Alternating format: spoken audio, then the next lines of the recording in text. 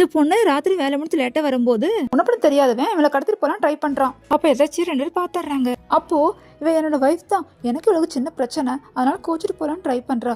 எப்படி சமாளிச்சுட்டு வீட்டுக்குள்ள எடுத்துட்டு வந்துடுறான். அந்த பிறகு தண்ணியில மயக்க மாத்திரை கலந்து குடிக்க சொல்லி கட்டாயப்படுத்துறான். அப்ப அந்த பொண்ணு, எங்க அண்ணன் பெரிய பணக்காரன், எவ்வளவு காசு கேட்டாலும் கொடுப்பான், ப்ளீஸ் என்னை விட்டுரு அப்படின்னு கெஞ்சுறா. ஆனா அவன் நம்புறதா இல்ல. பேசிட்டு இருக்கும் போது ஒரு போன் கால் வருது. போன படியும் கீழே போட்டுட்டு கட்டாயப்படுத்தி குடிக்க வச்சிடறான். போன் பண்ணது யாருன்னு பார்த்தா அவன் அண்ணன் தான்.